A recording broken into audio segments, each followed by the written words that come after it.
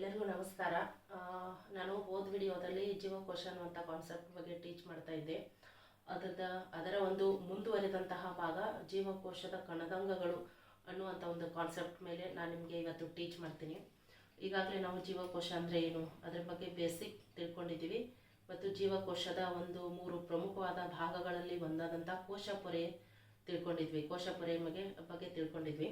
ಇವತ್ತು ಜೀವಕೋಶದ ಒಂದು ಕಣದಂಗಗಳ ಬಗ್ಗೆ, ಅವು ಜೀವಕೋಶಕ್ಕೆ ಯಾವ ರೀತಿಯಾಗಿ ಹೆಲ್ಪ್ ಮಾಡ್ತವೆ, ಅವುಗಳ ಒಂದು ಕಾರ್ಯ ಏನಿದೆ ಜೀವಕೋಶದಲ್ಲಿ ಅನ್ನುವಂಥ ಒಂದು ಕಾನ್ಸೆಪ್ಟನ್ನು ಇವತ್ತು ನಾವು ಡೀಟೇಲ್ಡ್ ಆಗಿ ತಿಳ್ಕೊಳ್ಳೋಣ. ಜೀವಕೋಶದ ಕಣದಂಗಗಳು.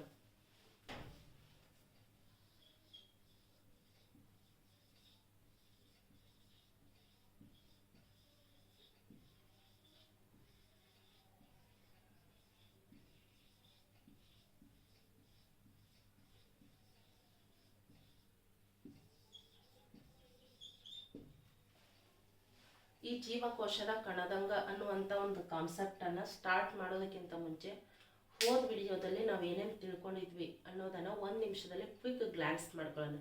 ಯಾಕೆಂದರೆ ಆ ಒಂದು ಕಾನ್ಸೆಪ್ಟನ್ನು ಸ್ವಲ್ಪ ರೀಕಾಲ್ ಮಾಡ್ಕೊಂಡಿದ್ರೆ ಇದು ಕಾನ್ಸೆಪ್ಟ್ ಬೇಗ ಅರ್ಥ ಆಗುತ್ತೆ ಅನ್ನುವಂಥ ಒಂದು ಇದಕ್ಕೆ ಸಲುವಾಗಿ ಜೀವಕೋಶ ಅನ್ನುವಂಥ ಕಾನ್ಸೆಪ್ಟನ್ನು ಅರ್ಥ ಮಾಡ್ಕೊಂಡ್ವಿ. ಹಾಗಾದರೆ ಜೀವಕೋಶ ಅಂತಂದರೆ ಏನು? ಜೀವಿಗಳ ಒಂದು ರಚನೆ ಮತ್ತು ಕಾರ್ಯವನ್ನು ವಿವರಿಸುವಂಥ ಒಂದು ಘಟಕ. ರಚನಾತ್ಮಕ ಮತ್ತು ಕಾರ್ಯಾತ್ಮಕ ಮೂಲ ಘಟಕಕ್ಕೆ ನಾವು ಜೀವಕೋಶ ಅಂತ ಹೇಳಿ ಕರಿತೀವಿ. ಜೀವಕೋಶವನ್ನು ಮೊಟ್ಟ ಮೊದಲಿಗೆ ಕಂಡು ಹಿಡಿದಂತಹ ವಿಜ್ಞಾನಿ ರಾಬರ್ಟ್ ಹುಕ್ ಅವರು.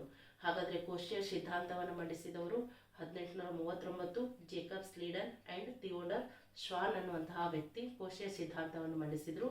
ಆ ಕೋಶೀಯ ಸಿದ್ಧಾಂತದಿಂದ ನಮಗೆ ಒಂದು ಜೀವಕೋಶ ನಶಿಸಿ ಹೋದಾಗ ಮಾತ್ರ ಇನ್ನೊಂದು ಜೀವಕೋಶ ಉಗಮವಾಗಲಿಕ್ಕೆ ಸಾಧ್ಯ. ಇರುವಂಥ ಜೀವಕೋಶ ನಶಿಸಿ ಹೋದಾಗ ಇನ್ನೊಂದು ಹೊಸ ಜೀವಕೋಶ ಉಗಮವಾಗುತ್ತೆ ಅನ್ನೋದನ್ನು ನಾವು ತಿಳ್ಕೊಂಡ್ವಿ. ಒಂದು ಜೀವಕೋಶವನ್ನು ಸೈಟಾಲಜಿ ಅಂತಾರೆ. ಆಮೇಲೆ ಜೀವಕೋಶವನ್ನು ಸೆಲ್ ಹೇಳ್ತಾರೆ. ಜೀವಶಾಸ್ತ್ರದ ಪರಿಭಾಷೆಯಲ್ಲಿ ಸೈಟಾಲಜಿ ಅಂತಾರೆ. ಮತ್ತು ಜೀವಕೋಶವನ್ನು ನಾವು ಮೈಕ್ರೋಸ್ಕೋಪ್ ಮೂಲಕ ನೋಡಿದಾಗ 3 ರೀತಿಯ ರಚನೆಗಳು ಕಂಡುಬರುತ್ತೆ. ಒಂದು ಕೋಶಪೊರೆ, ಕೋಶರಸ ಮತ್ತು ಕೋಶಕೇಂದ್ರ. ಆ ಕೋಶಪೊರೆ ಯಾವ ರೀತಿಯಾಗಿ ಕಾರ್ಯವನ್ನು ನಿರ್ವಹಿಸುತ್ತೆ, ಅದು ಜೀವಕೋಶಕ್ಕೆ ಯಾವ ರೀತಿ ಹೆಲ್ಪ್ ಮಾಡಿದೆ ಅನ್ನೋದನ್ನು ಹೋದ ವಿಡಿಯೋದಲ್ಲಿ ನೋಡಿದ್ವಿ. ಅದರ ಮುಂದುವರಿದಂತಹ ಭಾಗ ಜೀವಕೋಶದ ಕಣದಂಗಗಳು ಅನ್ನೋಂಥ ಕಾನ್ಸೆಪ್ಟು. ಯಾಕೆಂದರೆ ಈ ಕಾನ್ಸೆಪ್ಟ್ ಮೇಲೆ ಹಲವಾರು ಕ್ವಶನ್ಸ್ಗಳು ಬಂದಿವೆ. SDA FDA ಇಂದ ಹಿಡಿದು ಅಪ್ ಟು UPSC ಲೆವೆಲ್ವರೆಗೂ ಈ ಜೀವಕೋಶದ ಕಣದಂಗಗಳು ಅನ್ನೋಂಥ ಒಂದು ಕಾನ್ಸೆಪ್ಟ್ ಮೇಲೆ ಹಲವಾರು ರಿಪೀಟೆಡ್ ಕ್ವಶನ್ಗಳು ಬಂದಿವೆ. ಯಾಕಂದರೆ ಯಾವುದೇ ಎಕ್ಸಾಮ್ ತೊಗೊಂಡ್ರು ಸೈನ್ಸ್ ಅನ್ನುವಂಥ ಸಬ್ಜೆಕ್ಟು ಪ್ರತಿಯೊಂದು ಯಾವುದೇ ಎಕ್ಸಾಮಲ್ಲೂ ಇದು ಕೇಳುವಂಥ ಈ ಸೈನ್ಸ್ ಬಗ್ಗೆ ಕೇಳ್ತಾನೆ ಇರ್ತಾರೆ. ಅದರಲ್ಲಿ ಜೀವಕೋಶ ಅನ್ನೋದು ಇಂಪಾರ್ಟೆಂಟ್ ಟಾಪಿಕ್ಕು. ಈ ಒಂದು ಕಣದಂಗಗಳು ಏನಿದ್ದಾವೆ ಅವುಗಳ ಬಗ್ಗೆ ಹಲವಾರು ಕ್ವಶನ್ಸ್ಗಳು ಬಂದಿವೆ. ಆ ಕ್ವಶನ್ಗಳು ಬಂದಿರುವಂತಹ ಬೇಸನ್ನು ಇಟ್ಕೊಂಡ್ಬಿಟ್ಟು ಇನ್ ಡೀಟೇಲ್ಡ್ ಆಗಿ ನಾನು ಕಣದಂಗಗಳ ಬಗ್ಗೆ ನಿಮಗೆ ಇವತ್ತು ನಾನು ಎಕ್ಸ್ಪ್ಲೈನ್ ಮಾಡ್ತೀನಿ. ಸೊ ಸ್ಟಾರ್ಟ್ ಮಾಡೋಣ. ಜೀವಕೋಶದ ಕಣದಂಗಗಳು. ಇದೊಂದು ಜೀವಕೋಶ. ನಾನು ಆಲ್ರೆಡಿ ಹೇಳಿದ್ದೀನಿ ಜೀವಕೋಶ, ಕೋಶಪೊರೆ, ಇದು ಕೋಶ ರಸ, ಇದು ಕೋಶ ಕೇಂದ್ರ ಅಂತ ನಾನು ಹೇಳಿದ್ದೀನಿ ನಿಮಗೆ. ಇದು ಇದೆ ಇವತ್ತು ನಾವು ಕಾನ್ಸೆಪ್ಟ್ ಮಾಡೋದೇ ಈ ಒಂದು ಇದ್ರ ಮೇಲೆ. ಈ ಕೋಶ ರಸ ಏನಿದೆ ಆಲ್ರೆಡಿ ಹೇಳಿದ್ದೀನಿ 80% ನೀರಿನಿಂದ ತುಂಬಿಕೊಂಡಿದೆ ಅಂತೇಳಿ. ಇದು ನೀರಿನಿಂದ ತುಂಬಿಕೊಂಡಿರೋದ್ರಿಂದನೇ ನಾವು ಇಲ್ಲೆಲ್ಲ ಕಣದಂಗಗಳು ಸೇಫಾಗಿ ಓಡಾಡ್ತವೆ, ಸೇಫಾಗಿ ಚಲಿಸ್ತಾ ಇರ್ತವೆ. ಮೈಟೋಕಾಂಡ್ರಿಯಾ ಇದೆ, ರೈಬೋಸೋಮ್ ಇದೆ, ಗಾಲ್ಗಿ ಸಂಕೀರ್ಣ ಇದೆ, ಎಂಡೋಪ್ಲಾಸ್ಮಿಕ್ ರೆಟಿಕ್ಯುಲಮ್ ಇದೆ, ಲೈಸೋಸೋಮ್ ಇದೆ, ರಸದಾನಿಗಳಿದ್ದಾವೆ. ಇವೆಲ್ಲವೂ ನೀರಿನಲ್ಲಿ ತೇಲಾಡ್ಕೊಂಡಿರ್ತವೆ. ಜೀವಕೋಶಕ್ಕೆ ಬೇಕಾದಂತಹ ಚಟುವಟಿಕೆಗಳನ್ನು ಇಲ್ಲಿ ನಡೆಸ್ತಾ ಇರ್ತಾರೆ. ಈ ಚಟುವಟಿಕೆಗಳಿಗೆ ಬೇಕಾದಂತಹ ಒಂದು ವಸ್ತುಗಳು ಕೋಶಪೊರೆಯ ಮೂಲಕ ಕೋಶಪೊರೆ ಏನು ಮಾಡುತ್ತೆ, ಇವುಗಳಿಗೆ ಸಾಗಾಣಿಕೆ ಮಾಡ್ತಾ ಇರುತ್ತೆ. ಆ ಬೇಕಾದಂತಹ ವಸ್ತುಗಳನ್ನ ಇಟ್ಕೊಂಡು ಇವೇನು ಮಾಡ್ತವೆ, ಕಾರ್ಯವನ್ನು ನಿರ್ವಹಿಸ್ತವೆ, ಚಟುವಟಿಕೆಗಳನ್ನು ನಡೆಸ್ತಾ ಇರ್ತವೆ. ಈ ಇಂಪಾರ್ಟೆಂಟ್ ಟಾಪಿಕ್ ಈ ಕೋಶ ರಸದಲ್ಲಿ ತೇಲಾಡುವಂತಹ ಕಣದಂಗಗಳ ಕುರಿತು ಇವತ್ತು ನಾನು ನಿಮಗೆ ಟೀಚ್ ಮಾಡ್ತೀನಿ. ಒಂದು ಐಡಿಯಾ ಸಿಕ್ತು ಅಂತ ಭಾವಿಸ್ತೀನಿ. ಸೊ ಈ ಒಂದು ಕಣದಂಗಗಳಲ್ಲಿ 2 ರೀತಿಯ ಕಣದಂಗಗಳು ಬರುತ್ತೆ. ಒಂದು ಪೊರೆ ಸಹಿತ ಕಣದಂಗಗಳು, ಪೊರೆ ರಹಿತ ಕಣದಂಗಗಳು. ಆಲ್ಮೋಸ್ಟ್ ಆಲ್ ಎಲ್ಲ ಪೊರೆ ಸಹಿತ ಕಣದಂಗಗಳಿದ್ದಾವೆ. 2 ಇರೋದು, ಒಂದು ರೈಬೋಸೋಮ್, ಇನ್ನೊಂದು ಸೆಂಟ್ರಿಯೋಲ್. ಇವೆರಡು ಕಣದಂಗಗಳು ಮಾತ್ರ ಪೊರೆ ರಹಿತ ಕಣದಂಗಗಳಿದ್ದಾವೆ. ಉಳಿದವೆಲ್ಲವೂ ಕೂಡ ಪೊರೆ ಸಹಿತ ಕಣದಂಗಗಳು. ಈ ಎಲ್ಲ ಕಣದಂಗಗಳ ಬಗ್ಗೆ ಇನ್ ಡೀಟೇಲ್ಡ್ ಆಗಿ ಇವಾಗ ತಿಳ್ಕೊಳ್ಳೋಣ. ಒಂದು ಚಿಕ್ಕದಾಗಿ ಡಯಾಗ್ರಾಮ್ ಹಾಕೊತೀನಿ. ಯಾಕಂದರೆ ನಾವು ಎಕ್ಸ್ಪ್ಲೇನ್ ಮಾಡಿದರೆ ಅದಕ್ಕೆ ರಿಲೇಟೆಡ್ ಆಗಿ ಗೊತ್ತಾಗುತ್ತೆ, ಸ್ವಲ್ಪ ಡೀಪ್ ಆಗಿ ತಿಳ್ಕೊಬೋದು. ಇದು ಕಣದಂಗಗಳು. ಇದರಲ್ಲಿ ತೇಲಾಡುವಂತಹ ಒಂದು ಫಸ್ಟ್ ಕಣದಂಗವನ್ನು ಯಾವ್ದು ತೆಗೆದುಕೊಂಡು ಅಂದ್ರೆ ಮೈಟೋಕಾಂಡ್ರಿಯಾ ಅಂತ ತೆಗೆದುಕೊಳ್ಳೋ. First one mitochondria.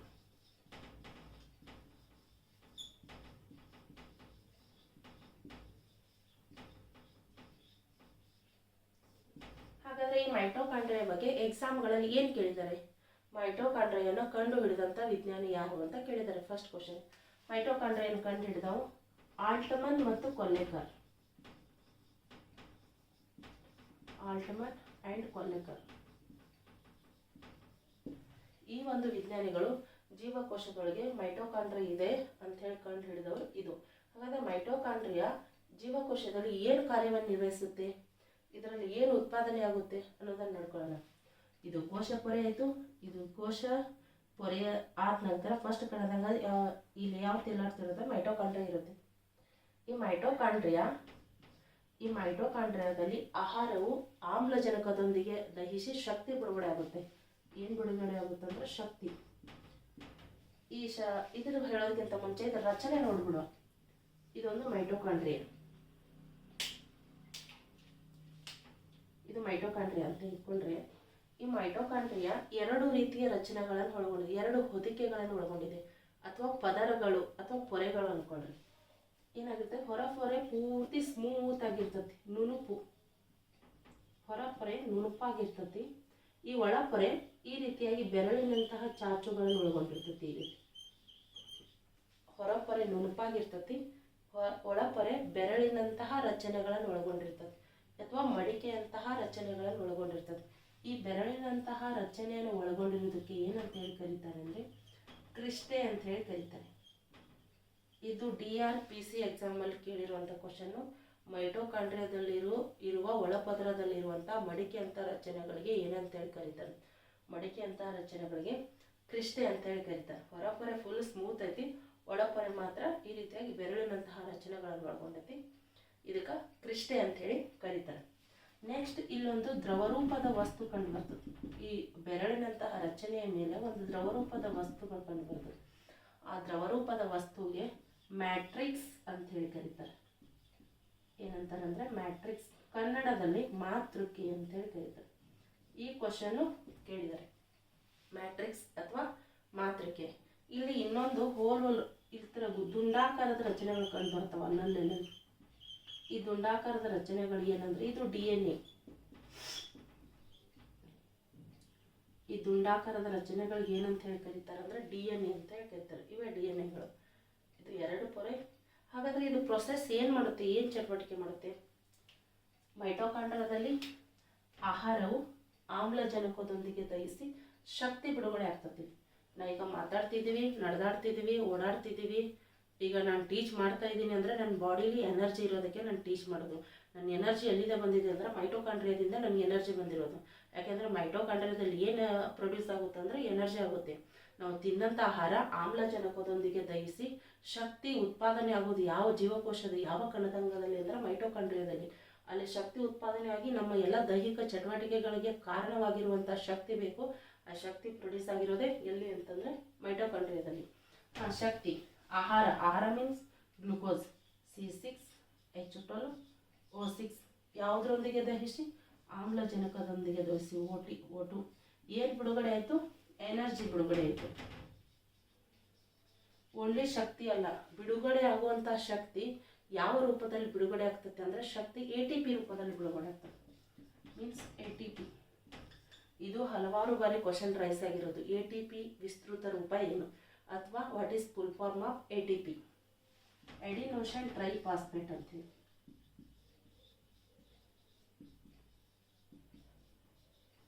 Adenosine triphosphate. ಮೈಟೋಕಾಂಡ್ರಿಯಾದಲ್ಲಿ ಉತ್ಪಾದನೆ ಆಗುವಂಥ ಶಕ್ತಿ ಯಾವ ರೂಪದಲ್ಲಿ ಇರುತ್ತೆ ಅಂದರೆ ATP ರೂಪದಲ್ಲಿ ಇರುತ್ತೆ. ಮುಖ್ಯವಾಗಿ ಇದನ್ನು ಇಲ್ಲಿ ಶಕ್ತಿ ಉತ್ಪಾದನೆ ಆಗಬೇಕಾದ್ರೆ ಯಾವ್ದು ನಡೀತದೆ? ಆಕ್ಸಿಜನ್, ಕಾರ್ಬನ್ ಡೈಆಕ್ಸೈಡ್, ಇಲ್ಲಿ ಉಸಿರಾಟ ಕ್ರಿಯೆ ನಡೀತದೆ. ಇದನ್ನು ಉಸಿರಾಟದ ಕೇಂದ್ರ ಅಂತಾನೂ ಕರೀತಾರೆ. ಮೈಟೋಕಾಂಡ್ರಿಯಾವನ್ನು ಏನಂತ ಹೇಳಿ ಕರೀತಾರೆ ಅಂತಂದ್ರೆ ಉಸಿರಾಟದ ಕೇಂದ್ರ ಅಂತ ಹೇಳಿ ಕರೀತಾರೆ. ಇಲ್ಲಿ ಏನು ಉತ್ಪಾದನೆ ಆಗ್ತದೆ? ಶಕ್ತಿ ಉತ್ಪಾದನೆ ಆಗ್ತದೆ. ಉತ್ಪಾದನೆ ಆಗುವಂಥ ಶಕ್ತಿ ATP ರೂಪದಲ್ಲಿರುತ್ತೆ. ಹಾಗಾದ್ರೆ ಇದನ್ನ ಶಕ್ತಿ ಉತ್ಪಾದನಾ ಕೇಂದ್ರ ಅಂತ ಕರೀತಾರೆ ಅಥವಾ ಶಕ್ತಿ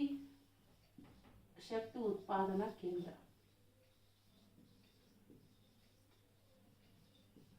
ಶಕ್ತಿ ಉತ್ಪಾದನಾ ಕೇಂದ್ರ ಅಂತಲೂ ಹೇಳಿ ಕರೀತಾರೆ. ಸೊ ಇದು ಮೈಟೋಕಾಂಡ್ರಿಯಾದಲ್ಲಿ.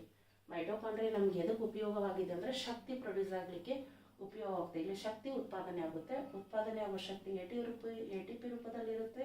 ಅದಕ್ಕಾಗಿ ಇದನ್ನು ಉಸಿರಾಟದ ಕೇಂದ್ರ ಅಂತಲೂ ಕರೀತಾರೆ. 2 ರೀತಿಯ ರಚನೆಗಳು ಇದಕ್ಕೆ ಬೆರಳಿನಾಕಾರದ ರಚನೆಗೆ ಕ್ರಿಸ್ಟೆ ಅಂತೇಳಿ ಕರೀತಾರೆ.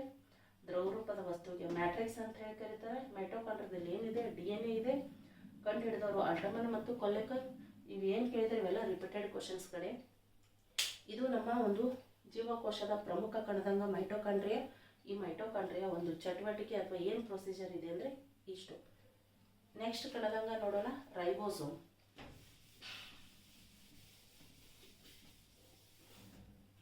ಜೀವಕೋಶದ ಮತ್ತೊಂದು ಪ್ರಮುಖ ಕಣದಂಗ ಯಾವುದು ಅಂದರೆ ರೈಬೋಸೋಮ್.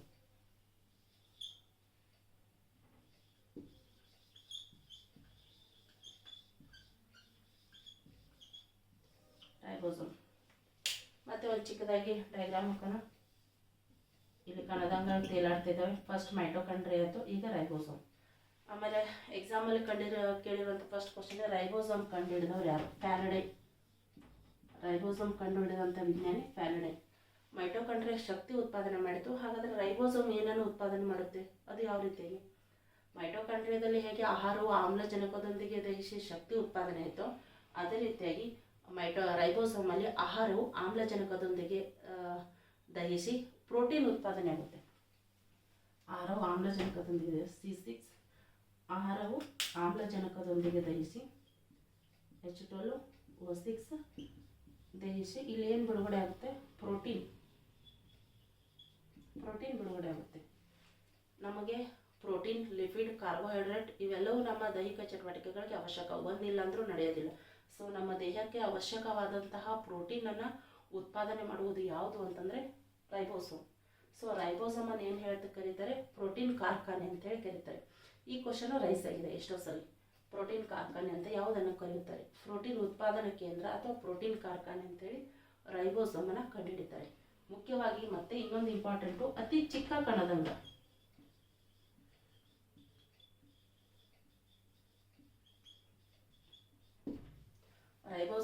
ರೈಬೋಸೋಮ್ ಅನ್ನೋದು ಜೀವಕೋಶದ ಅತಿ ಚಿಕ್ಕ ಕಣದಂಗ ಯಾವುದು ಅಂತಂದರೆ ರೈಬೋಸೋಮ್. ಇಲ್ಲಿ ಏನು ಕಂಡುಬರುತ್ತೆ ಅಂದರೆ RNA ಕಂಡುಬರುತ್ತೆ. ಮೈಟೋಕಾಂಡ್ರಿಯಾದಲ್ಲಿ DNA ಇದ್ದರೆ ಇದರಲ್ಲಿ RNA ಕಂಡುಬರುತ್ತೆ. ಇದರಲ್ಲಿ 3 ರೀತಿಯ RNA ಕಂಡುಬರುತ್ತೆ. 3 ರೀತಿಯ RNA ಕಂಡುಬರುತ್ತೆ. rRNA, mRNA, rRNA, tRNA ಅಂತೇಳಿ 3 ರೀತಿಯ RNA ಕಂಡುಬರುತ್ತೆ. Messenger RNA, ribosome RNA, transfer RNA ಅಂತೇಳಿ. ಏನಿದು MRT ಅಂತಂದರೆ? ಮೆಸೆಂಜರ್ RNA ಅಂತಂದರೆ ಸಂದೇಶವಾಹಕ RNA ಅಂತೇಳಿ. ಇದು ರೈಬೋಸೋಮ್ಗೆ ಸಂದೇಶಗಳನ್ನು ಪಾಸ್ ಮಾಡುತ್ತೆ. ಪ್ರೋಟೀನ್ ಖಾಲಿಯಾಗಿದೆ, ಜೀವಕೋಶಕ್ಕೆ ಬೇಕಾದಂಥ ಪ್ರೋಟೀನ್ ಖಾಲಿಯಾಗಿದೆ, ನೀನು ರೆಡಿ ಮಾಡು ಅಂತೇಳಿ ಮೆಸೇಜ್ ಮಾಡೋದು ಇದು. ಹಾಗಾಗಿ ಈ ರೈಬೋಸೋಮ್ ಏನು ಮಾಡುತ್ತೆ? ಪ್ರೋಟೀನನ್ನು ರೆಡಿ ಮಾಡುತ್ತೆ. ಟ್ರಾನ್ಸ್ಫರ್ ಮೀನ್ಸ್ ಸಾಗಣೆ. ಜೀವಕೋಶಕ್ಕೆ ಬೇಕು, ಎಲ್ಲೆಲ್ಲಿ ಬೇಕೋ ಅದನ್ನೆಲ್ಲ ಸಾಗಣೆ ಮಾಡೋದು ಇದು tRNA. ಸೊ 3 ರೀತಿಯ RNAಗಳು ರೈಬೋಸೋಮಲ್ಲಿ ಕಂಡುಬರುತ್ತೆ. ಇದಿಷ್ಟು ರೈಬೋಸೋಮ್ದ ಒಂದು ಇಂಪಾರ್ಟೆಂಟ್ ಪಾಯಿಂಟು. ಫ್ಯಾರಡೆ ಕಂಡು ಹಿಡಿದ್ರು 3 ರೀತಿಯ RNA ಬರ್ತವೆ. ಜೀವಕೋಶದ ಅತಿ ಚಿಕ್ಕ ಕಣದಂಗ. ಇಲ್ಲಿ ಏನು ಪ್ರೊಡ್ಯೂಸ್ ಆಗುತ್ತೆ ಅಂದರೆ ಪ್ರೋಟೀನ್ ಪ್ರೊಡ್ಯೂಸ್ ಆಗುತ್ತೆ. ನೆಕ್ಸ್ಟ್ ಮೈಟೋಕಾಂಡ್ರಿಯಾ ಆಯಿತು, ರೈಬೋಸೋಮ್ ಆಯಿತು. Next endoplasmic reticulum. ಮೂರನೇದು ಎಂಡೋಪ್ಲಾಸ್ಮಿಕ್ ರೆಟಿಕ್ಯುಲಮ್.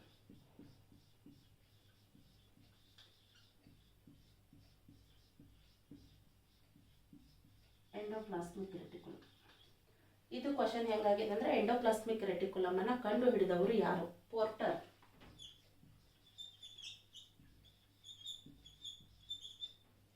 ಎಂಡೋಪ್ಲಾಸ್ಮಿಕ್ ರೆಟಿಕ್ಯುಲಮ್ ಅನ್ನು ಕಂಡು ಹಿಡಿದವರು ಯಾರು ಅಂದರೆ ಪೋರ್ಟರ್ ಅವರು ಕಂಡು ಹಿಡಿದವರು. ಹಾಗಾದರೆ ಇದೇನು ಮಾಡುತ್ತೆ ಕೆಲಸ? ಇದರಲ್ಲಿ ಮುಖ್ಯವಾಗಿ 2 ರೀತಿಯ ಎಂಡೋಪ್ಲಾಸ್ಮಿಕ್ ರೆಟಿಕ್ಯುಲಮ್ ಬರುತ್ತೆ. ಇದು ಕೋಶ ಕೇಂದ್ರ ಇದೆಲ್ಲ, ಇದು ಕೋಶಪೊರೆ, ಇದು ಕೋಶ ಕೇಂದ್ರ. ಈ ಕೋಶಪೊರೆಯಿಂದ ಕೋಶ ಕೇಂದ್ರದವರೆಗೆ ಹರಡಿಕೊಂಡಿರುವಂಥ ಎಳೆಗಳ ಜಾಲವೇ ಎಂಡೋಪ್ಲಾಸ್ಮಿಕ್ ರೆಟಿಕ್ಯುಲಮ್. ಇಲ್ಲಿದಿಂದ ಕೋಶಪೊರೆಯಿಂದ ಕೋಶ ಕೇಂದ್ರದವರೆಗೆ ಎಳೆಗಳ ರೂಪದಲ್ಲಿ ಇರುತ್ತೆ. ಇದು ಅಂಟ್ಕೊಂಡಿರುತ್ತೆ. ಇದು ಸ್ಪ್ರಿಂಗ್ ಇರುತ್ತಲ್ಲ, ಪೆನ್ನಲ್ಲಿ ಹಾಕೋ ಸ್ಪ್ರಿಂಗ್ ಥರ ಇದು ಈ ರೀತಿಯ ಎಳೆಗಳ ರೂಪದಲ್ಲಿರುತ್ತೆ. ಇದರಲ್ಲಿ ಎರಡು ಇರ್ತವೆ, ಒಂದು ಒರಟಾದ ಎಂಡೋಪ್ಲಾಸ್ಮಿಕ್ ರೆಟಿಕ್ಯುಲಮ್, ಇನ್ನೊಂದು ನುಣುಪಾದ ಎಂಡೋಪ್ಲಾಸ್ಮಿಕ್ ರೆಟಿಕ್ಯುಲಮ್. ಇವೆರಡು ಪೊರೆಗಳು ನಮ್ಮ ಒಂದು ಜೀವಕೋಶಕ್ಕೆ ಪ್ರಮುಖವಾದಂತಹ ಒಂದು ಕೆಲಸವನ್ನು ಮಾಡುತ್ತೆ. ಈ ಒರಟಾದ ಎಂಡೋಪ್ಲಾಸ್ಮಿಕ್ ರೆಟಿಕ್ಯುಲಮ್ ಮೇಲೆ ರೈಬೋಸೋಮ್ ಅಂಟ್ಕೊಂಡಿರ್ತಾವೆ. ರೈಬೋಸೋಮ್ ಈಗಾಗಲೇ ರೈಬೋಸೋಮ್ ಕಣದಂಗ ಬಗ್ಗೆ ನಾವು ತಿಳ್ಕೊಂಡಿದ್ದೀವಿ. ಆ ರೈಬೋಸೋಮ್ ಕಣದಂಗ ಯಾವುದ್ರ ಮೇಲೆ ಇರ್ತದೆ ಅಂದರೆ ಎಂಡೋಪ್ಲಾಸ್ಮಿಕ್ ರೆಟಿಕ್ಯುಲಮ್ ಮೇಲೆ ಅಂಟ್ಕೊಂಡಿರ್ತದೆ. ಫಾರ್ ಎಕ್ಸಾಂಪಲ್ ಇದು ಪೆನ್ ಅಂತ ತೆಗೆದುಕೊಡ್ರಿ, ಇದು ಸ್ಮೂತ್ ಇದೆ, ಇದ್ರ ಮೇಲೆ ಏನಾದ್ರು ಧೂಳಿನ ಕಣಗಳು ಇನ್ಯಾವುದೋ ವಸ್ತುಗಳ ಮುಂದೆ ಕೂತ್ಕೊಂಡ್ರೆ ರಫ್ ಆಗುತ್ತೆ, ಅದು ಮೊದಲಿದ್ದ ಸ್ಥಿತಿಯಲ್ಲಿ ಇರಲ್ಲ. ಸೊ ಅದೇ ರೀತಿಯಾಗಿ ಒರಟು ಅಂದರೆ ಇದ್ರ ಮೇಲೆ ರೈಬೋಸೋಮ್ ಕೂತ್ಕೊಂಡಿದೆ, ಅದಕ್ಕಾಗಿ ಇದು ಕಣದಂಗ ಒರಟಾಗಿದೆ. ಅದೇ ರೀತಿಯಾಗಿ ಈ ಕಡೆ ಏನಿದೆ ಅಲ್ಲ, ಈ ಕಡೆ ಎಳೆ ಅದು ನುಣುಪಾಗಿದೆ. ಹಾಗಾದರೆ ಅದರ ಮೇಲೆ ಏನು ಕೂತ್ಕೊಂಡಿದ್ದಾರೆ? ಕೊಬ್ಬು. ಇಲ್ಲಿ ಕೊಬ್ಬು ಸೇಕರಣೆ ಆಗಿರುತ್ತೆ, ಫ್ಯಾಟ್ ಅಥವಾ ಕೊಲೆಸ್ಟ್ರಾಲ್ ಅಂತ ಹೇಳಿ ಕರಿತೀವಿ ನಾವು. ಕೊಬ್ಬು ಸಂಗ್ರಹಣೆ ಆಗಿರುತ್ತೆ. ಇದು ದೇಹಕ್ಕೆ ಬೇಕಾದ ಪ್ರೋಟೀನ್ ಮತ್ತು ಕೊಬ್ಬುಗಳ ಒಂದು ಸಂಗ್ರಹಣೆಯಲ್ಲಿ ಸಹಾಯಕವಾಗುವಂತಹ ಒಂದು ಕಣದಂಗ ಅಂದರೆ ಎಂಡೋಪ್ಲಾಸ್ಮಿಕ್ ರೆಟಿಕ್ಯುಲಮ್. ಎರಡು ಪೊರೆ, ಒಂದು ಒರಟು ಒಂದು ನುಣುಪು. ಒರಟಾದ ಮೇಲೆ ರೈಬೋಸೋಮ್ ಇರುತ್ತೆ. ರೈಬೋಸೋಮ್ ಏನು ಮಾಡುತ್ತೆ? ಪ್ರೋಟೀನನ್ನು ಪ್ರೊಡ್ಯೂಸ್ ಮಾಡುತ್ತೆ. ಇದು ಎಂಡೋಪ್ಲಾಸ್ಮಿಕ್ ರೆಟಿಕ್ಯುಲಮ್ ಬಗ್ಗೆ.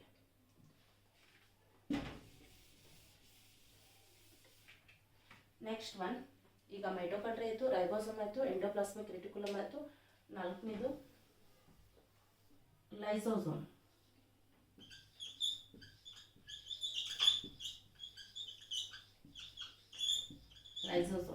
ಈ ಲೈಸೋಸೋಮನ್ನು ಕಂಡುಹಿಡಿದವ್ರು ಯಾರು ಅಂತ ಹೇಳಿ ಕ್ವಶನ್ಸ್ ಬಂದಿದೆ. ಒಂದು ಬುಕ್ಕಲ್ಲಿ ಹಲವಾರು ಥರ ಕೊಟ್ಟಿದ್ದಾರೆ, ಎರಡು. ಇದನ್ನು ಅಕ್ಯುರೇಟಾಗಿ ಯಾವುದು ಅಂತ ನಾನು ನೆಕ್ಸ್ಟ್ ವಿಡಿಯೋದಲ್ಲಿ ಹೇಳ್ತೀನಿ. ಲೈಸೋಸೋಮ್ ಕಂಡುಹಿಡಿದವ್ರು ಯಾರು ಅಂತ. ಡಿಡ್ ಅಂತ ಕೊಟ್ಟಿದ್ದಾರೆ, ಕ್ರಿಸ್ಟಿಯನ್ ಡಿಡ್ ಅಂತ ಒಂದರಲ್ಲಿ ಕೊಟ್ಟಿದ್ದಾರೆ, ಡುಡುವೆ ಅಂತ ಒಂದರಲ್ಲಿದೆ. ಆ್ಯಕ್ಚುಲಿ ಡಿಡ್ ಅಂತಲೇ ಹಲವಾರು ಬುಕ್ಕಲ್ಲಿ ಕೊಟ್ಟಿರೋದು, ಕ್ರಿಸ್ಟಿಯನ್ ಡಿಡ್. ಇನ್ನೊಂದ್ಸರಿ ಕನ್ಫರ್ಮ್ ಮಾಡ್ಕೊಂಡು ನೆಕ್ಸ್ಟ್ ಅಲ್ಲಿ ಹೇಳ್ತೀನಿ. ನೆಕ್ಸ್ಟ್ ವಿಡಿಯೋಲಿ ಕ್ರಿಸ್ಟಿಯನ್ ಡಿಡ್. ಕಾಮನ್ ಆಗಿ ಇದು ಜಾಸ್ತಿ ಬುಕ್ಕಲ್ಲಿ ಇರೋದ್ರಿಂದ ಲೈಸೋಸೋಮ್ ಕಂಡು ಹಿಡಿದವರು ಕ್ರಿಸ್ಟಿಯನ್ ಡಿಡ್. ಈ ಲೈಸೋಸೋಮು ಜೀವಕೋಶಕ್ಕೆ ಯಾವ ರೀತಿಯಾಗಿ ಹೆಲ್ಪ್ ಆಗಿದೆ ಅಂತೇಳಿ, ಈಗ ಜೀವಕೋಶ ಸಿದ್ಧಾಂತದ ಪ್ರಕಾರನೇ ತೆಗೆದುಕೊಂಡ ಇರುವಂಥ ಜೀವಕೋಶ ನಶಿಸಿ ಹೋದರೆ ಇನ್ನೊಂದು ಜೀವಕೋಶ ಉಗಮ ಆಗುತ್ತೆ ಅಂತೇಳಿ. ನಶಿಸಿ ಹೋದರೆ ಹಾಗಾದರೆ ಅದು ನಾಶ ಮಾಡುವಂಥ ಕೆಲಸನೇ ಲೈಸೋಸೋಮ್ ಮಾಡುತ್ತೆ. ಈ ಲೈಸೋಸೋಮಲ್ಲಿ ಏನಿದೆ ಅಂದರೆ ಎಂಜೈಮ್ ಅನ್ನುವಂಥ ಒಂದು ಕಿಣ್ವವಿದೆ, ಎಂಜೈಮ್ಸ್ಗಳಿದೆ, ಕಿಣ್ವಗಳಿದೆ. ಜೀವಕೋಶವನ್ನು ನಾಶಪಡಿಸುವಂಥ ಎಂಜೈಮ್ ಎಲ್ಲಿದೆ ಅಂದರೆ ಲೈಸೋಸೋಮಲ್ಲಿದೆ. ಈ ಲೈಸೋಸೋಮ್ ಏನು ಮಾಡುತ್ತೆ? ಆ ಎಂಜೈಮನ್ನು ಉಪಯೋಗ ಮಾಡಿಕೊಂಡು ಇಡೀ ಜೀವಕೋಶವನ್ನು ಬ್ಲಾಸ್ಟ್ ಮಾಡಿಬಿಡುತ್ತೆ. ಇಡೀ ಜೀವಕೋಶ ಬ್ಲಾಸ್ಟ್ ಮಾಡಿತು ಅಂದರೆ ಮತ್ತೊಂದು ಜೀವಕೋಶ ಉಗಮವಾಗುತ್ತೆ.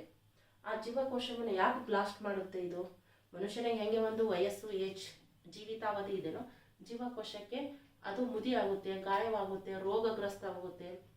ನಮ್ಮ ಮನುಷ್ಯನ ದೇಹದಲ್ಲಿ ಒಂದೇ ಜೀವಕೋಶ ಇಲ್ಲ, ಹಲವಾರು ಜೀವಕೋಶಗಳಿದ್ದಾವೆ.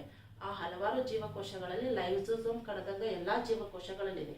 ನೋಡುತ್ತೆ, ಇದೊಂದು ಜೀವಕೋಶನಾ, ಇದು ಜೀವಕೋಶ. ಇದು ಬಂದ್ಬಿಟ್ಟು ಲೈಸೋಸೋಮ್ ಬಂದ್ಬಿಟ್ಟು ಚೆಕ್ ಮಾಡುತ್ತೆ. ಇದು ಈ ಜೀವಕೋಶ ಏನಾದರೂ ಹಾನಿಗೊಳಗಾಗಿದೆಯಾ, ರೋಗಗ್ರಸ್ತವಾಗಿದೆಯಾ, ವಯಸ್ಕವಾಗಿದೆಯಾ, ಇದು ಉಪಯೋಗ ಇದೆಯೋ ಇಲ್ವೋ. ಇದು ಏನಾದ್ರು ಹಾನಿಗೊಳಗಾಗಿದ್ರೆ, ಗಾಯಗಳಾಗಿದ್ರೆ, ಫಾರ್ ಎಕ್ಸಾಂಪಲ್ ರೋಗಗ್ರಸ್ತಗಳಾಗಿದ್ರೆ ಈ ಲೈಸೋಸೋಮ್ ಬಂದು ತನ್ನಲ್ಲಿರುವಂಥ ಎಂಜೈಮ್ದಿಂದ ಇಡೀ ಜೀವಕೋಶವನ್ನು ಬ್ಲಾಸ್ಟ್ ಮಾಡಿಬಿಡುತ್ತೆ. ಬ್ಲಾಸ್ಟ್ ಮಾಡಿದಾಗ ಈ ಜೀವಕೋಶ ಏನು ಮಾಡುತ್ತೆ? ನಾಶವಾಗಿಬಿಡುತ್ತೆ. ನಾಶವಾಗಿ ಏನು ಮಾಡುತ್ತೆ? ಮತ್ತೊಂದು ಜೀವಕೋಶ ಹುಟ್ಕೊಳ್ಳಿಕ್ಕೆ ಇದು ಸಹಾಯಕವಾಗುತ್ತೆ. ಆದ್ದರಿಂದ ಜೀವಕೋಶದ ಆತ್ಮಹತ್ಯಾ ಸಂಚಿ ಅಥವಾ ಚೀಲ ಅಂತ ಯಾವುದನ್ನು ಕರೀತಾರೆ ಅಂದರೆ ಲೈಸೋಸೋಮನ್ನು ಕರೀತಾರೆ. ಆಟೋಬಾಂಬ್ ಆಫ್ ಸೆಲ್ ಅಂತ ಹೇಳಿ ಕರೀತಾರೆ.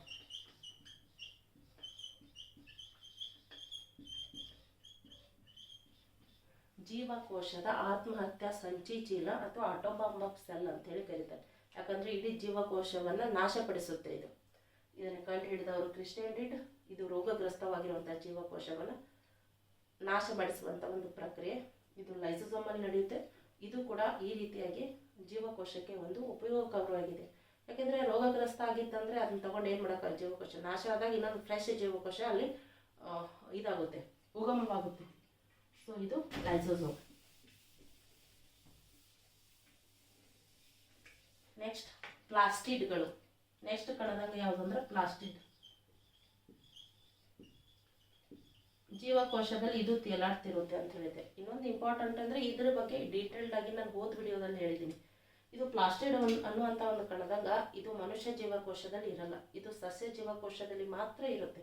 ಪ್ರಾಣಿ ಜೀವಕೋಶದಲ್ಲಿ ಕಂಡು ಬರಲ್ಲ ಇದು ಪ್ಲಾಸ್ಟಿಡ್. ಸಸ್ಯ ಜೀವಕೋಶದಲ್ಲಿ ಕಂಡು ಬರುತ್ತೆ. ಯಾಕಂದ್ರೆ ಪ್ಲಾಸ್ಟಿಡ್ ಅನ್ನುವಂಥದ್ದು ಒಂದು ವರ್ಣಕ, ಇದು ಸಸ್ಯ ಜೀವಕೋಶದಲ್ಲಿ ಮಾತ್ರ ಕಂಡು ಬರುತ್ತೆ. ಇದು 3 ರೀತಿಯ ಪ್ಲಾಸ್ಟಿಡ್ಗಳು ಕಂಡು ಬರುತ್ತೆ. ಒಂದು ಕ್ರೋಮೋಪ್ಲಾಸ್ಟ್, ಕ್ಲೋರೋಪ್ಲಾಸ್ಟ್, ಲಿಕೋಪ್ಲಾಸ್ಟ್ ಅಂತ ಹೋದ ವಿಡಿಯೋದಲ್ಲಿ ಹೇಳಿದ್ದೀನಿ ನಾನು ಡೀಟೇಲ್ ಆಗಿ. ಅಂದರೆ ಕ್ಲೋರೋಪ್ಲಾಸ್ಟ್ ಇದು ಸಸ್ಯದ ಹಸಿರಾದ ಭಾಗಗಳಲ್ಲಿ ಕಂಡು ಬರುತ್ತೆ. ಕ್ರೋಮೋಪ್ಲಾಸ್ಟ್ ಇದು ಹೂವಿನ ಮತ್ತು ಹಣ್ಣಿನ ಕಲರ್ ಎಲ್ಲಿ ಸಸ್ಯದ ವಿವಿಧ ಬಣ್ಣಗಳಿಗೆ ಕಾರಣ ಕ್ರೋಮೋಪ್ಲಾಸ್ಟ್. ಲ್ಯೂಕೋಪ್ಲಾಸ್ಟ್ ಅಂದರೆ ಬಿಳಿ ಬಣ್ಣದಲ್ಲಿರುತ್ತೆ. ಇದು ಮುಖ್ಯವಾಗಿ ಸಸ್ಯದ ಬೇರಿನ ಭಾಗದಲ್ಲಿ ಕಂಡು ಬರುತ್ತೆ. ಸಸ್ಯದ ಒಂದು ಆಹಾರ ಸಂಗ್ರಹಣೆಗೂ ಇದು ಸಹಾಯಕವಾಗಿದೆ. ಯಾಕಂದ್ರೆ ಬೇರುಗಳಲ್ಲಿ ಆಹಾರ ಕಂಡು ಬರುವಂಥ ಭಾಗಗಳಿದ್ದಾವೆ. ಕ್ಯಾರೆಟು, ಮೂಲಂಗಿ, ಗೆಣಸು, ಸಸ್ಯದ ಆಹಾರ ಸಂಗ್ರಹಣೆಯೂ ಸಹಿತ ಬೇರಿನಲ್ಲಿ ನಡೆಯುತ್ತೆ. ಆ ಬೇರಿನಲ್ಲಿ ನಡೀಬೇಕಾದ್ರೆ ಯಾವ್ದು ಕಾರಣ? ಲ್ಯೂಕೋಪ್ಲಾಸ್ಟ್ ಕಾರಣ ಅಂತ ಹೋದ ವಿಡಿಯೋದಲ್ಲಿ ನಾನು ಡೀಟೇಲ್ ಆಗಿ ಹೇಳಿದ್ದೀನಿ. ಇಲ್ಲೊಂದು ಹೇಳುವಂಥ ಅವಶ್ಯಕತೆ ಇಲ್ಲ. ಇದು ಪ್ಲಾಸ್ಟಿಡ್ ಸಸ್ಯ ಜೀವಕೋಶದಲ್ಲಿ ಮಾತ್ರ ಕಂಡು ಬರುತ್ತೆ. ಹಾಗಾದ್ರೆ ಇನ್ನೊಂದು ಮುಖ್ಯವಾದಂತಹ ಕಣದಂಗ ಯಾವುದು ಅಂತಂದ್ರೆ ರಸದಾನಿ. ರಸದಾನಿಗಳು, ಈ ರಸದಾನಿಗಳು ಏನ್ ಮಾಡುತ್ತೆ? ಜೀವಕೋಶಕ್ಕೆ ಇವು ಹೆಲ್ಪ್ ಮಾಡುತ್ತಾ? ಇದ್ರ ಬಗ್ಗೆ ತಿಳ್ಕೊಬೇಕಂದ್ರೆ ಈ ರಸದಾನಿಗಳು ಅಂದ್ರೆ ಉಗ್ರಾಣ ಇದ್ದಂಗೆ, ಮೀನ್ಸ್ ಸ್ಟೋರ್ ರೂಮ್ ಅಂತ ಹೇಳಿ ಕರಿತೀವಿ, ಸ್ಟೋರೇಜ್ ರೂಮ್ ಅಂತೇಳಿ. ನಮ್ಮ ಮನೆಯಲ್ಲಿ ಇವಾಗೆಲ್ಲ ಸ್ಟೋರೇಜ್ ರೂಮ್ ಅನ್ನು ಕಟ್ಸುವಂತ ಒಂದು ಕಾನ್ಸೆಪ್ಟ್ ಇದೆ. ಮನೆಗೆ ಬೇಕಾದಂಥ ಅವಶ್ಯಕ ವಸ್ತುಗಳನ್ನ ಇಟ್ಟಿರುವಂಥ ಜಾಗಕ್ಕೆ ಸ್ಟೋರ್ ರೂಮ್ ಅಂತ ಹೇಳಿ ಕರಿತೀವಿ. ಸೊ ನಮ್ಮ ಹ್ಯೂಮನ್ ಬಾಡಿ ಕಾರ್ಯವನ್ನು ದೈಹಿಕ ಚಟುವಟಿಕೆಗಳನ್ನು ಕರೆಕ್ಟಾಗಿ ನಡೆಸಬೇಕಂದ್ರೆ ನಮ್ಮ ದೇಹಕ್ಕೆ ಶಕ್ತಿ ಬೇಕು, ಕಾರ್ಬೋಹೈಡ್ರೇಟ್ ಬೇಕು, ಪ್ರೋಟೀನ್ ಬೇಕು, ಲಿಪಿಡ್ ಬೇಕು, ಮಿನರಲ್ಸ್ ಬೇಕು. ಇವೆಲ್ಲವೂ ನಮ್ಮ ದೇಹಕ್ಕೆ ಸುಗಮವಾಗಿ ದೊರೆತಾಗ ಮಾತ್ರ ನಾವು ಆ್ಯಕ್ಟಿವ್ ಆಗಿರಲಿಕ್ಕೆ ಸಾಧ್ಯ. ಅವೆಲ್ಲವನ್ನು ದೇಹಕ್ಕೆ ಬೇಕಾದಂತಹ ಎಲ್ಲ ಕಂಟೆಂಟನ್ನು ಸ್ಟೋರ್ ರೂಮ್ ಮಾಡಿ ಇಟ್ಕೊಳ್ತೆ ಇದು ರಸದಾನಿ. ಇದರಲ್ಲಿ ನೀರು, ಕಾರ್ಬೋಹೈಡ್ರೇಟು, ಪ್ರೋಟೀನು, ಲಿಪಿಡ್ ಎಲ್ಲವನ್ನು ಸ್ಟೋರ್ ಮಾಡಿ ಇಟ್ಕೊಳುತ್ತೆ. ಇದನ್ನ ಸ್ಟೋರ್ ರೂಮ್ ಆಫ್ ಸೆಲ್ ಅಂತ ಹೇಳಿ ಕರೀತಾರೆ. Store room of cell.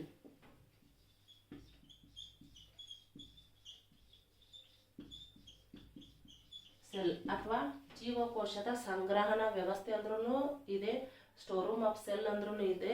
ಕನ್ನಡದಲ್ಲಿ ಜೀವಕೋಶದ ಉಗ್ರಾಣ ವ್ಯವಸ್ಥೆ ಅಂತ ಹೇಳಿ ಕರೀತಾರೆ. ತಿಳ್ಕೊಬೇಕಾಗಿರೋದಿಷ್ಟೇ, ಜೀವಕೋಶಕ್ಕೆ ದೇಹಕ್ಕೆ ಬೇಕಾದಂಥ ಅಥವಾ ಜೀವಕೋಶಕ್ಕೆ ಬೇಕಾದಂಥ ಅಗತ್ಯ ವಸ್ತುಗಳನ್ನು, ನೀರು, ಏನೇನು ಬೇಕೋ, ಪ್ರೋಟೀನ್, ಲಿಪಿಡ್, ಕಾರ್ಬೋಹೈಡ್ರೇಟ್ ಎಲ್ಲವೂ ಸಹಿತ ಸಂಗ್ರಹ ಮಾಡಿಕೊಳ್ಳುವಂಥ ಸಂಗ್ರಹ ಇಟ್ಕೊಂಡಿರುತ್ತೆ. ಬೇಕಾದಾಗ ಅದು ಸಾಗಾಣಿಕೆಯನ್ನು ಕೂಡ ಮಾಡುತ್ತೆ. ರಸದಾನಿ ಮೀನ್ಸ್ ಸ್ಟೋರ್ ರೂಮ್, ನಮ್ಮ ದೇಹಕ್ಕೆ ಏನು ಬೇಕೋ ಅದನ್ನು ಹಿಡಿದಿಟ್ಟುಕೊಳ್ಳುವಂಥ ಸಂಗ್ರಹಣ ವ್ಯವಸ್ಥೆ ರಸದಾನಿ ಆಗಿರುತ್ತೆ.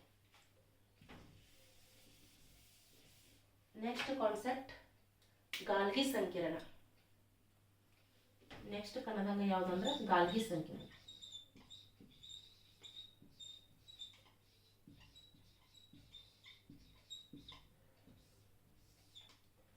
ಇದು ಕೂಡ ಒಂದು ಇಂಪಾರ್ಟೆಂಟ್ ಕಣದಂಗ.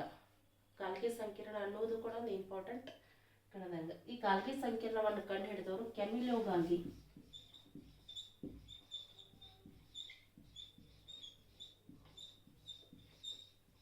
ಕೆಮಿಲಿಯೋ ಗಾಲ್ಗಿ ಅನ್ನುವಂಥ ಒಬ್ಬ ವಿಜ್ಞಾನಿ ಇದನ್ನ ಗಾಲ್ಗಿ ಸಂಕೀರ್ಣವನ್ನು ಕಂಡುಹಿಡಿದ.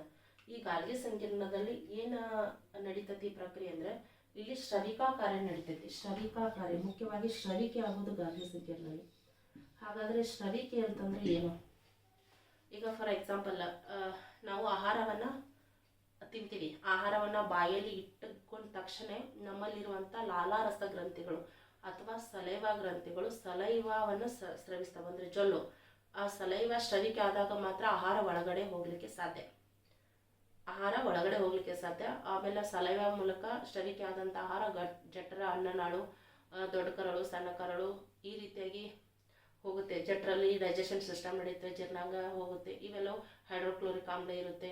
ಇವೆಲ್ಲ ಜೀರ್ಣಾಂಗ ವ್ಯವಸ್ಥೆ ಹೇಳುವಾಗ ಆ ಕಾನ್ಸೆಪ್ಟನ್ನು ಕ್ಲಿಯರ್ ಮಾಡ್ತೀನಿ. ಹಾಗಾದ್ರೆ ನಮ್ಮಲ್ಲಿ ಸಲೈವ ಅಥವಾ ಲಾಲಾರಸ ಗ್ರಂಥಿಗಳು ಲಾಲಾರಸವನ್ನು ಸ್ರವಿಸದೇ ಇದ್ರೆ ನಾವು ತಿಂದಂಥ ಆಹಾರ ಗಂಟಲಲ್ಲಿ ಇಳಿಲಿಕ್ಕೆ ಸಾಧ್ಯ ಇಲ್ಲ ಅಥವಾ ಹೋಗ್ಲಿಕ್ಕೆ ಸಾಧ್ಯ ಇಲ್ಲ. ಹಾಗಾದ್ರೆ ಸ್ರವಿಕೆ ಅನ್ನೋದು ಎಷ್ಟು ಇಂಪಾರ್ಟೆಂಟ್ ಅಂತ ಇವಾಗ ಗೊತ್ತಾಗುತ್ತೆ. ಅದೇ ರೀತಿಯಾಗಿ ಈ ಜೀವಕೋಶದಲ್ಲಿ ಸ್ರವಿಕಾ ಕಾರ್ಯವನ್ನು ಮಾಡುವುದು ಯಾವುದು ಅಂದ್ರೆ ಗಾಲ್ಗಿ ಸಂಕೀರ್ಣ. ಇದು ಒಂದು ಕಣದಂಗ. ಇದು ಗಾಲ್ಗಿ ಸಂಕೀರ್ಣ ಅನ್ನೋದು ಕಣದಂಗ ಶ್ರವಿಕಾ ಕಾರ್ಯವನ್ನು ಮಾಡುತ್ತೆ. ಅದು ಯಾವ ರೀತಿಯಾಗಿ ಶ್ರವಿಕ? ಈಗ ಮೈಟೋಕಾಂಡ್ರಿಯಾ ಶಕ್ತಿ ಉತ್ಪಾದನೆ ಮಾಡುತ್ತೆ, ಪ್ರೋಟೀನ್ ಉತ್ಪಾದನೆ ಮಾಡೋದು ರೈಬೋಸೋಮ್ ಮಾಡುತ್ತೆ, ಎಂಡೋಪ್ಲಾಸ್ಮಿಕ್ ಉತ್ಪಾದನೆ, ಕೊಬ್ಬನ್ನು ಸಂಗ್ರಹಣೆ ಮಾಡುತ್ತೆ. ಇವೆಲ್ಲ ಸಂಗ್ರಹಣೆ ಮಾಡಬೇಕಾಗಿ ಜೀವಕೋಶಕ್ಕೆ ಹೋಗ್ಲಿಕ್ಕೆ ಶ್ರವಿಕಾ ಕಾರ್ಯವನ್ನು ಶ್ರವಿಕೆ ಮಾಡಿ, ಮತ್ತೊಂದು ಅಂದ್ರೆ ಲಾಲಾರಸ ಯಾವ ರೀತಿಯಾಗಿ ಶ್ರವಿಕೆ ಮಾಡುತ್ತೋ ಇದು ಹೋಗ್ಲಿಕ್ಕೆ ಈ ಕೊಬ್ಬು ಉತ್ಪಾದನೆ ಆಗ್ಬಿಟ್ಟು ಎಂಡೋಪ್ಲಾಸ್ಮಿಕ್ ರೆಟಿಕ್ಯುಲಮ್ ಮೇಲೆ ಕೂತ್ಕೊಂಡ್ಬಿಟ್ರೆ ದೇಹದ ಬಾಡಿಗೆ ಬರೋದೇಗೆ. ಇದು ಪ್ರೋಟೀನ್ ಉತ್ಪಾದನೆಯಾಗಿ ಇಲ್ಲೇ ಕೂತ್ಕೊಂಡ್ಬಿಟ್ರೆ ದೇಹದ ಬಾಡಿಗೆ ಬರೋದೇಗೆ. ಸೊ ಇದು ಬರುವಂತೆ ಸ್ರವಿಕೆ ಮಾಡುವಂತ ಕಾರ್ಯವನ್ನು ಯಾವ್ದು ಮಾಡುತ್ತಂದ್ರೆ ಗಾಲ್ಗಿ ಸಂಕೀರ್ಣ ಅಂತ ಹೇಳಿ ಕರೀತಾರೆ. ಮತ್ತೆ ಮುಖ್ಯವಾಗಿ ಯಾವ ರೀತಿಯಾಗಿ ಸ್ರವಿಕೆ ಅಂದ್ರೆ ರಾಸಾಯನಿಕ ಸ್ರವಿಕೆ ಕೂಡ ಇಲ್ಲಿ ನಡೆಯುತ್ತೆ. ರಾಸಾಯನಿಕ ಪ್ರಕ್ರಿಯೆ ನಡೆಯೋದಿಲ್ಲ. ರಾಸಾಯನಿಕ ಸ್ರವಿಕೆ ಯಾಕೆ ರಾಸಾಯನಿಕ ಪ್ರಕ್ರಿಯೆ? ಇಲ್ಲಿ ಪ್ರೋಟೀನ್ ಉತ್ಪಾದನೆ ಆಗಬೇಕಂದ್ರೆ ಆಹಾರವು ಆಮ್ಲಜನಕದೊಂದಿಗೆ ದಹಿಸಬೇಕು. ದಹಿಸುವಿಕೆ ಮೀನ್ಸ್ ಏನು? ಕೆಮಿಕಲ್ ರಿಯಾಕ್ಷನ್ ಅದು. ಸೊ ಇಲ್ಲಿ ಪ್ರೋಟೀನ್ ಉತ್ಪಾದಕರ ಆಹಾರವು ಆಮ್ಲಜನಕದೊಂದಿಗೆ ದಹಿಸಬೇಕು, ಪ್ರೋಟೀನ್ ಉತ್ಪಾದನೆ ಆಗಬೇಕು. ಸೊ ಅವೆಲ್ಲವನ್ನ ದಹಿಸುವಂತ ಪ್ರಕ್ರಿಯೆಗೆ ಇದು ಸ್ರವಿಕಾ ಕಾರ್ಯವನ್ನು ಮಾಡುವುದರಿಂದ ಇದರ ರಾಸಾಯನಿಕ ಪ್ರಕ್ರಿಯೆ ಕಾರ್ಖಾನೆ ಅಂತ ಹೇಳಿ ಕರೀತಾರೆ. ಕೆಮಿಕಲ್ ಫ್ಯಾಕ್ಟರಿ ಆಫ್ ಸೆಲ್ ಅಂತ ಹೇಳಿ ಕರೀತಾರೆ. Chemical factory of cell.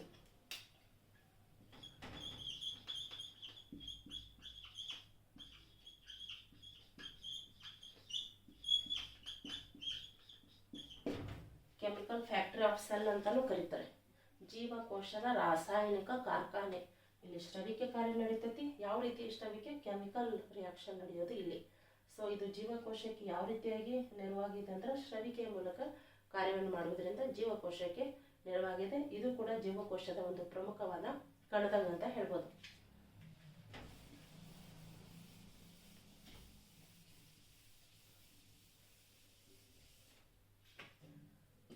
ಯಾವ್ದನ್ನ ನೋಡಿದ್ವಿ? ಮೈಟೋಕಾಂಡ್ರಿಯಾ ನೋಡಿದ್ವಿ, ರೈಬೋಸೋಮ್ ನೋಡಿದ್ವಿ, ಮೈಟೋಕಾಂಡ್ರಿಯಾ ನೋಡಿದ್ವಿ, ರೈಬೋಸೋಮ್ ನೋಡಿದ್ವಿ, ಎಂಡೋಪ್ಲಾಸ್ಮಿಕ್ ರೆಟಿಕ್ಯುಲಮ್ ನೋಡಿದ್ವಿ, ಗಾಲ್ಗಿ ಸಂಕೀರ್ಣ ನೋಡಿದ್ವಿ, ಲೈಸೋಸೋಮ್ ನೋಡಿದ್ವಿ, ಪ್ಲಾಸ್ಟಿಡ್ಗಳು ನೋಡಿದ್ವಿ, ರಸದಾನಿಗಳು ನೋಡಿದ್ವಿ.